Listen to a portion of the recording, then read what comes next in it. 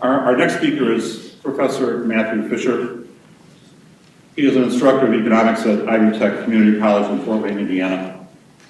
He received a Master of Arts degree in economics from the University of Detroit Mercy, and he also holds a Master of Humanities degree from the University of Dallas. Professor Fisher has chosen for his presentation the following title, Interventionist Assumptions.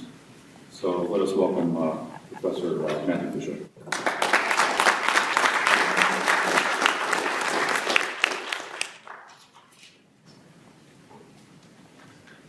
Thank you, Professor Wendlars. Thanks, Harry, for inviting me to speak. It's an honor. Thank you all for coming on this beautiful sunny Saturday afternoon. I've got to say, before I begin, it's quite a pleasure to be here with kindred spirits. I very much enjoy even just attending these symposia, let alone speaking at them.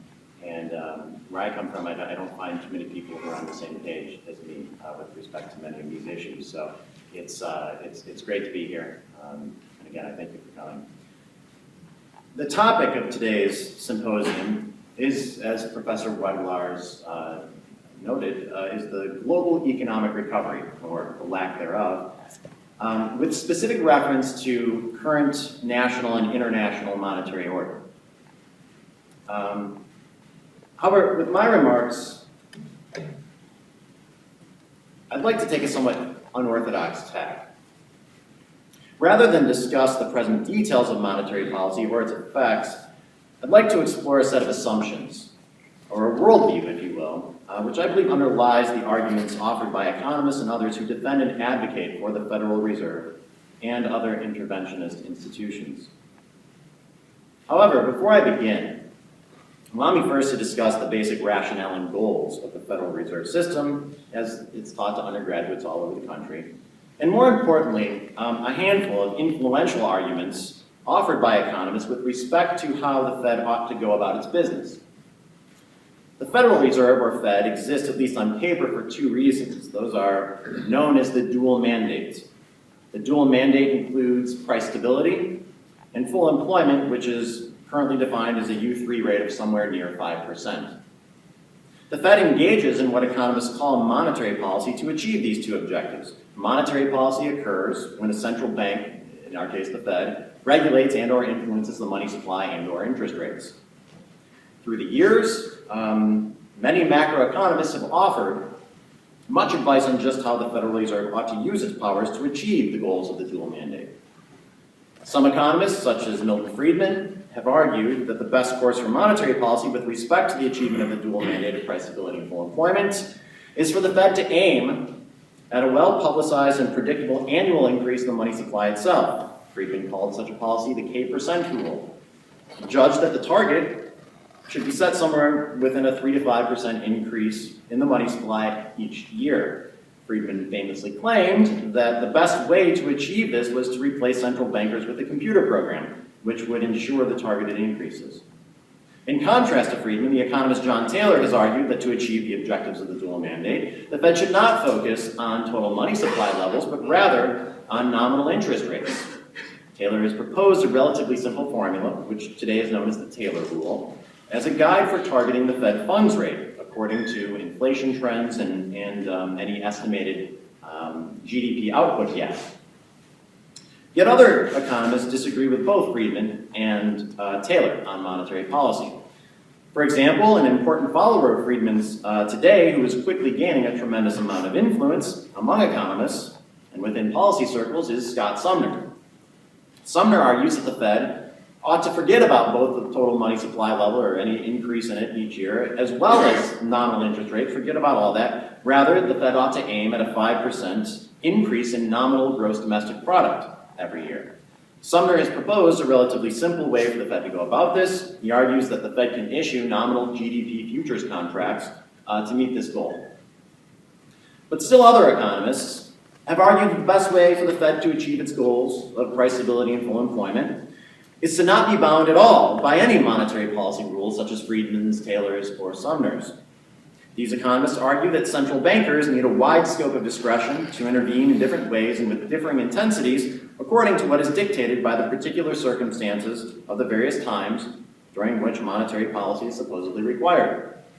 Although neither the idea nor the practice originated with him, you might call this policy Bernankeism, because it very accurately reflects the arguments and policies enjoined by Ben Bernanke while he was Fed chair both during and after the most recent financial crisis.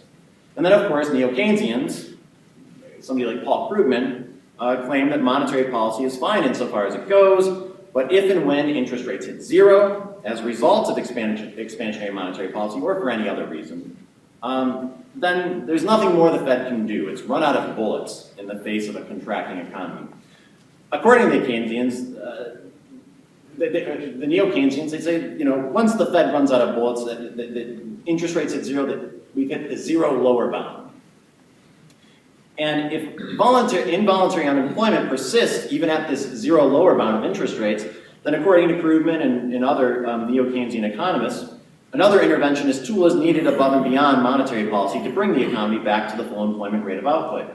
The additional tool prescribed by the neo-Keynesians is, of course, fiscal policy. To be specific, neo-Keynesians advocate for deficit spending on behalf of national governments in time of economic distress. Neo-Keynesians advocate that legislators, and really their economic advisors, be given a wide spectrum of discretion so as to ensure that fiscal policies are timely and not subject to the cumbersome and slow processes of federal or parliamentary government. All right, for now, I'd like to leave these internecine debates to the side. Indeed, rather than waste any more time with these mostly ridiculous squabbles, I'd like to refocus on a larger, but perhaps more exacting and certainly more relevant set of issues. To do so, I'd like to go back to the late 4th century AD. In particular, I would like to call your attention to a passage from a dialogue authored by St. Augustine. I realize that the juxtaposition here is perhaps somewhat startling, and although it may even appear disrespectful to Augustine to mention him very nearly in the same breath as Ben Bernanke and Paul Krugman, my hope is that by investigating certain arguments made by Augustine, we can better understand our current ailments with respect to economic upheaval as well as economic intervention. It turns out, I'm thoroughly convinced that Augustine will have something to teach us about economic intervention in general. It's not especially well known today that shortly after his conversion to Roman Catholicism in 386 AD, Augustine authored several dialogues. One particular dialogue of Augustine's that I would like to discuss with you this morning is entitled On Free Choice, which is a dialogue occurring between Augustine and a character by the name of Evodius. The portion on which I would like to draw your attention finds Augustine introducing and defining what he calls the temporal and eternal laws. So allow me to read a somewhat extended passage from On Free Choice. You should all have the handout. I believe that this passage will help shed light on my topic here today. So Augustine speaks first. Augustine, first, tell me whether or not the written law is helpful to human beings in this life.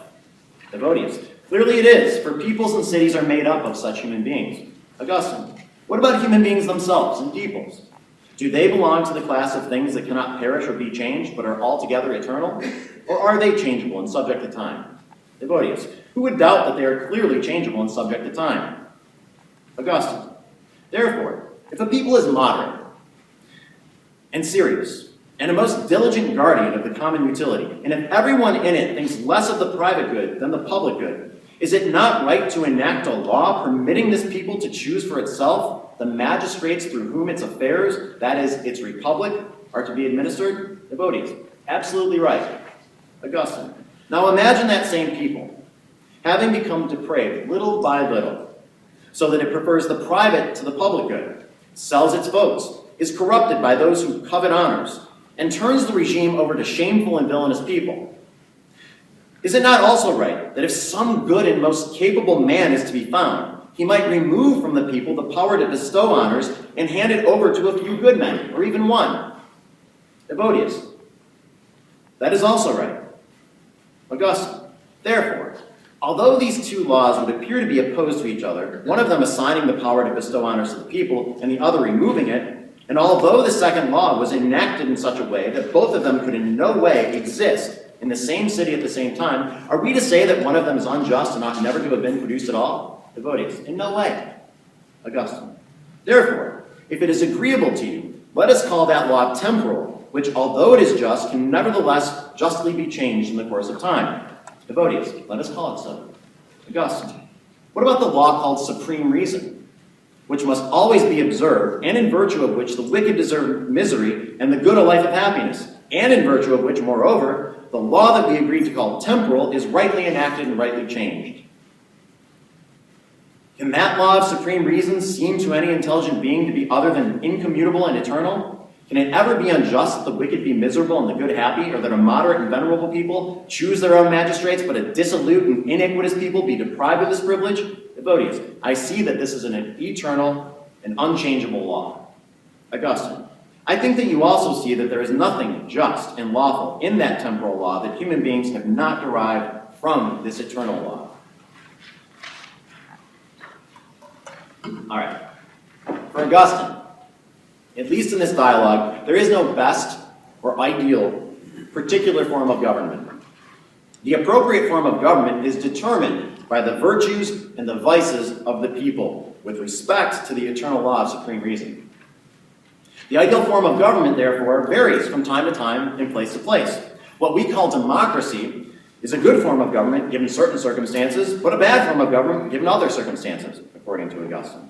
The law of political order for Augustine is rightly malleable. It can justly be changed over time as the law of supreme reason dictates. For the moment, I would like to focus on the good and most capable man of whom Augustine speaks. It is this good and most capable man who might enact political change when such a change is appropriate, according to Augustine. But what does it mean to be capable? What does it mean to be capable? The Latin word for capable is capax, which literally means roomy. However, in this context, it is used by Augustine to describe the competency and fitness of an individual. That is, the good and capable person whom Augustine has in mind will be competent and fit with respect to the action of changing the temporal law. But what does such a competency entail? Well, for starters, it entails an acquaintance with what Augustine calls the law of supreme reason, which must always be observed, in virtue of which the wicked deserve misery and the good a life of happiness. But also, Augustine's good and capable man will necessarily and by definition possess a great deal of wisdom concerning human affairs, or what Aquinas calls prudence. Prudence is practical wisdom, or wisdom concerning the virtue of practical thinking. This is something distinct from the kind of wisdom that discovers what Augustine calls the law of supreme reason. Yet strongly implied in Augustine's discussion of the changeable temporal law is the practical wisdom of the good and most capable man. Such a man will necessarily be capable of right reason with respect to human action. And if the good and capable man, or anyone else for that matter, is to exercise right reason with respect to human action, he must have a sufficient knowledge of the particulars with which he is faced, particular times, particular places. Who would deny that we must know the particulars of circumstance in any given situation if we are to act in such a way as to achieve our proper goals in that situation? Indeed, as Augustine argues, different times, circumstances, and places call for different measures. Prudence is the ability to properly navigate these particulars on our path to our proper ends. So, if Augustine's good and capable man is to reform the temporal or political law in accordance with the eternal law, then by necessity that man will have knowledge of the particular virtues and vices of the people in the polity. As such, prudence is the key to Augustine's argument. There is no principled, ideal form of government here other than that which is discovered by prudence in accord with the law of supreme reason. However, what might not be so obvious is that prudence dictates continual investigation and analysis of the assumptions that both the most capable man and his fellows hold. These can also change from time to time and place to place. Now, why do I claim that such an investigation of assumptions is called for here? Well, all enforced laws, like all other human actions, will come with certain benefits, but they will also have attached to them certain costs. As Bastiat and Hazlitt have so eloquently instructed us, the prudent legislator accurately assays both the benefits and the costs of a given piece of legislation. He does not support a set of policies merely on the basis of benefits expected, but rather on the basis of the well-founded expectation that the policies are on net conducive to the common good. And this, of course, requires detailed knowledge of the particulars of the polity in general, but more specifically, the particulars of the individuals who compose and steward the polity, which includes our assumptions about two very important items. Number one, our assumptions about how these individuals will act in light of a given change in the temporal law, as well as number two, our assumptions about what capacities these individuals have and what capacities they lack. Consequently, an analysis and investigation of our assumptions about the individuals and magistrates who compose the polity is of paramount importance if we are to make informed and prudent decisions with respect to political matters. The reason why we more accurately account for costs and benefits of action by accounting for our assumptions should be plainly obvious. Our assumptions can be unwarranted, and if they are, we will be misled by them. The necessary result of which is imprudent action and legislation which moves us further away from and not closer to our proper goals. Using this framework of prudence and assumption, I'd like to now return more directly to economic intervention.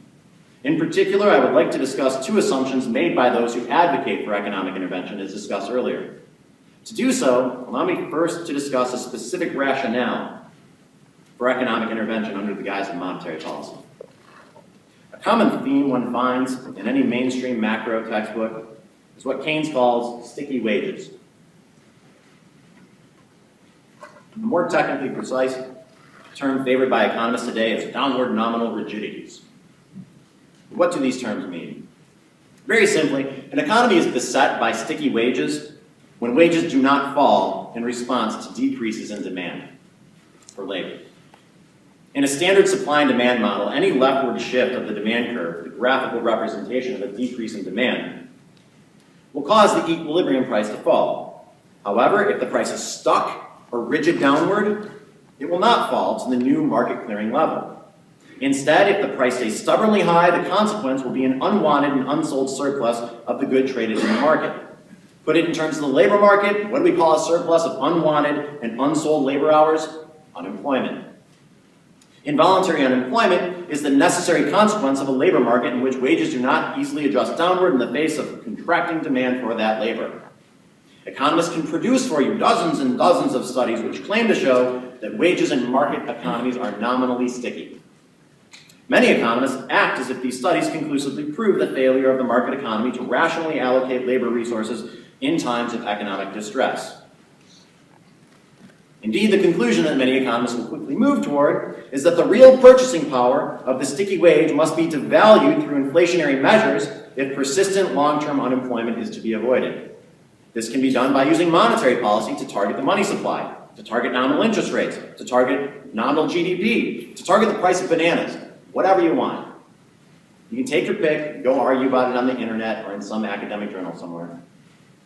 The effect is all the same. If the nominal wage is sticky at $20 an hour, but the market clearing wage is really at $18 an hour, as it was here, then the monetary policy authority can intervene in whatever way and through inflationary measures devalue the real purchasing power of the $20. The real price of labor can be devalued to the point where the supply of labor is once again met by the demand for it at the sticky wage.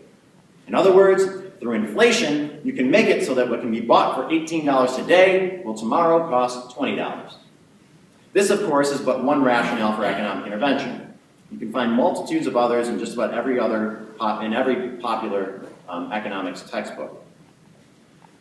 Such interventions can work on the basis of two assumptions. Assumption number one, political leaders entrusted to intervene will not use their power to satisfy their own narrow political ends, but will act steadfastly in accord with the common good. What's so fun? This, I submit, is not always or even regularly likely to be a warranted assumption. Allow me to give you a sampling of counterexamples, which suggests that politicians, bureaucrats, and other government officials sometimes act in ways contrary to the common good and instead pursue narrow political interests. Honestly, I just pulled all these off the top of my head when I was composing this talk. There are thousands, if not millions more. The steel tariff, 2002. This is one of Harry's favorite policies. The steel tariff of 2002, which rewarded constituents in certain swing states, but imposed $4 billion worth of lost wages on workers in states like Michigan and California. The law was enacted to save the moribund steel sector in places like West Virginia and Pennsylvania. The convenient political upshot was that by passing the tariff, the Republicans retained control over certain West Virginian and Pennsylvanian seats in the House of Representatives. Thus, the Bush administration was able to keep up with certain high-priority items on its wish list. However, the livelihoods of those firms and individuals who use raw steel as an input in their production processes, such as domestic auto parts suppliers, domestic steel barrel producers, and many others, their livelihoods were significantly imperiled, if not outright eliminated. 200,000 jobs were lost in these industries from March to December of 2002 alone as a result of this policy. 9,000 jobs in Michigan. The places that suffered these losses were largely Democratic in their voting patterns. Why should the Republicans care about those voters who are not going to vote for them anyway? Let them burn, right? The steel tariff is an excellent example of a policy wherein certain politically connected constituents were rewarded at the direct expense of other not so well-connected constituents so that political leaders could more efficaciously pursue their narrower interests. The sugar program, another great example. The sugar tariff rate quota in this country makes the price of sugar to you roughly twice as high as it is on the world market. Uncompetitive and wasteful domestic producers of sugarcane and beet sugar, who happen to be influential constituents in their home states, remain in business quite lucratively as a result of your sacrifice. The Export-Import Bank. Although it recently lost its charter, the expectation is that it will be back in business soon. The Export-Import Bank makes loans to buyers of American exports abroad. In other words, it takes taxpayer money to make loans to foreigners who wish to purchase products from Boeing, Caterpillar, Bechtel, General Electric, and others. It's a subsidy straight from you to the shareholders of these firms, who I'm sure are quite grateful for your sacrifice. So grateful, in fact, that they make contributions to and turn out the vote for politicians who support the Export-Import Bank. A recent study by economists David Kaninsky and Manny Teodoro found that governmental agencies are more likely than private industry to break environmental laws. For power plants and hospitals, public facilities were on average 9% more likely to be out of compliance with Clean Air Act regulations and 20% more likely to have committed high priority violations. For water utilities, public facilities had an average of 14% more Safe Drinking Water Act health violations and were 29% more likely to commit monitoring violations. Public power plants and hospitals that violated the Clean Air Act were 1% less likely than private sector violators to receive a punitive sanction and 20% less likely to be fined. Public water utilities that violated Safe Drinking Water Act standards were 3% less likely than investor-owned utilities to receive formal enforcement actions. How about Jim Crow laws? Jim Crow laws were, well, laws which enforced racial segregation, enacted and enforced by governments. If you broke them, you'd be fined. As with all fines, if you did not want to pay them, then at some point you'd be thrown in jail. And if you refused to go to jail, you'd be forced at gunpoint to either do so or surrender your life. The Tuskegee syphilis experiment. Between 1932 and 1972, the U.S. Public Health Service conducted a study on the effects of untreated syphilis. The subjects of the study were not only not told by the government that they had syphilis, but the government even kept penicillin, which is the antibiotic used to treat syphilis, away from them. The study lasted 32 years, past the point where penicillin was a known treatment for the disease. How about slavery? Slavery was the law of the land in this country. It was enforced by governments. If a slave contested his enslavement, the government would intervene and forcibly deliver him and his dependents back to his master. Forced sterilization. There were all kinds of mandatory sterilization laws in the early 20th century in America. Another piece of the eugenics puzzle is the minimum wage. The minimum wage was first proposed as a tool for keeping lower wage blacks from competing for jobs with white union workers. Democide. According to political scientist R.J. Rummel, the leading cause of non-natural death in the 20th century, surpassing even war, was democide. Rummel defines democide as, quote, the murder of any person or people by their own government, including genocide, politicide, and mass murder. Again, democide was the leading cause of non-natural death across the world in the 20th century. The murder of Socrates, committed by a self-serving government. The murder of Jesus Christ was ordered by Pontius Pilate, a self-serving government official who had the wide support of the populace in his decision. So wide was their support that they even asked that Barabbas be freed so that Christ would be put to death. Every single one of these instances is, to my mind, a violation of the common good. Perhaps you disagree. Nevertheless, there are enough questionable items here that it should put doubt into your mind with respect to the capacity and even the willingness of government agents to always and everywhere use their powers not narrowly, but with a view toward the common good for all. Indeed, all of the above seem to me to be cautionary tales with respect to that policy I called Bernankeism earlier. If you recall, I characterized Bernankeism as the policy that government officials in general, and central bankers in particular, ought to have a wide scope of discretion to intervene in different ways and with differing intensities according to what is dictated by the particular circumstances at the various times during which intervention is required. In this sense, at bottom, Bernankeism is not particularly distinct from the Keynesianism I also described earlier. In both of these worldviews, elected officials are to be handed the keys to the kingdom to one degree or another in order to save us from ourselves. If we assume that these elected officials will not act according to their own private narrow interest, but rather with a view toward the common good, then this policy might work. However, isn't it at least somewhat naive to believe that the individuals so entrusted to intervene at their discretion will not use their powers in self-serving ways? Perhaps not all of the time, but it would certainly be a miracle if we did not see self-serving actions on their behalf at least some of the time, perhaps even a majority of the time. The philosopher Michael Huemer, on the back of the handout, expresses the argument quite nicely when he writes, "A form of utopianism consists of suspending general assumptions about human nature when considering agents of the state. Defenders of government are often keen to point out the harms that might result from the widespread greed and selfishness of mankind in the absence of the government able to restrain our worst excesses. Yet they seldom pause to consider what might result from the very same greed and selfishness in the presence of government, on the assumption that governments are equally prone to those very failings. It is not that statists have some account of why government employees are more virtuous than average people, nor do they have some plan for making that be the case. Rather, it seems simply to have never occurred to most statists to apply realistic assumptions about human nature to the government itself. The state is treated as if it stood above the empirical human world, transcending not only the moral constraints, but also the psychological forces that apply to individual human beings." Assumption number 2. Political leaders entrusted to intervene will do so with more information, knowledge, and wisdom than is discovered through market processes. Recall the previous analysis of sticky wages. Sticky wages are seen as a market failure in need of intervention by wise economists with impressive credentials and many prestigious journal publications. However, let me ask you this. Suppose that you are aware that the Monetary Policy Authority will intervene and debase the money supply during times of economic distress. You've read some of your neo-Keynesian stuff, you've read some of your monetary stuff, you know that they're going to come in when the economy, you know that they're going to print up the money. Knowing this, are you more or less likely to insist upon a sticky wage for your labor? If, in the absence of central bank inflation, the general price level were to fall, then by accepting a lower nominal wage for your labor, you wouldn't suffer any loss to your purchasing power.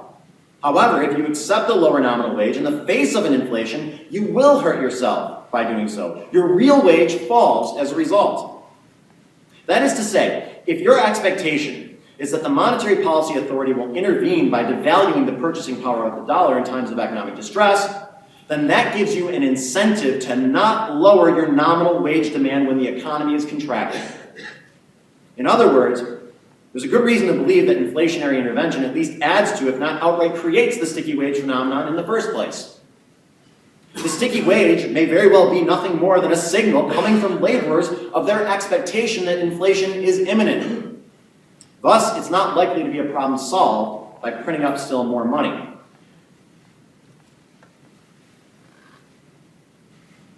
Sorry, I skipped that one. See why this is relevant to the second assumption. If the incentive structure which I've outlined is correct, then the sticky market wage is a reflection of the rational expectation on behalf of workers that the Fed's going to come in and print up money.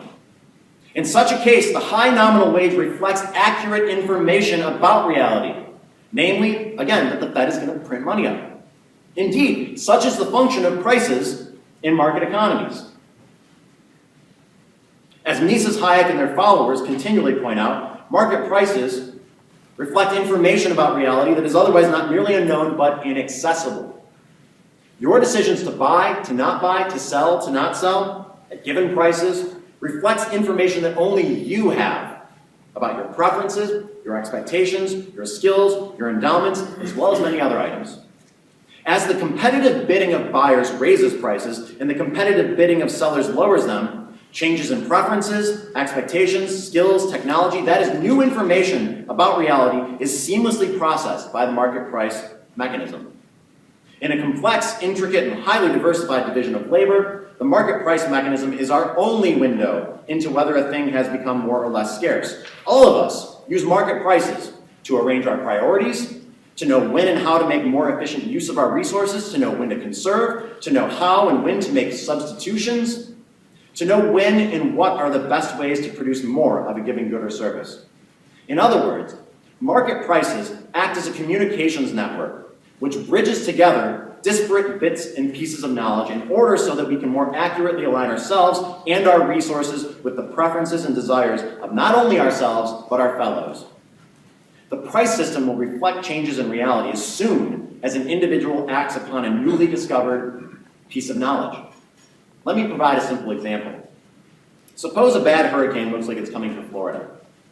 In order that you and I free up plywood here in Michigan, you and I, don't need to know that the hurricane is brewing. Why not? Because as the buyers of plywood in Florida bid up the price of plywood, it gives you and I less of an incentive to purchase it ourselves. As such, we free up more and more plywood the higher the price goes. That freed up plywood is able to be rerouted toward the more urgent desire for it in Florida.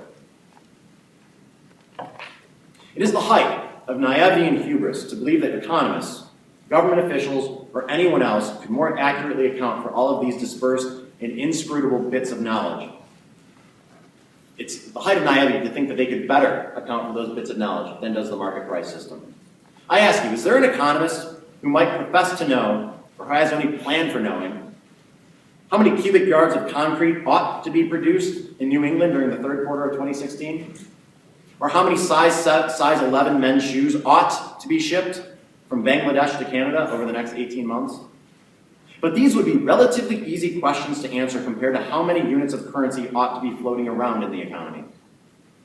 It's not any different with interest rates, which are, after all, prices. Interest is not the price of money, but rather, in a non-barter economy, the price of present money in terms of future money. In other words, interest is the ratio of how badly we want things today as opposed to tomorrow. Given that, how does an economist who wants to target interest rates know better than the market participants the relative values people place on present consumption against future consumption? How do economists discover this information in the first place if not by looking at prices?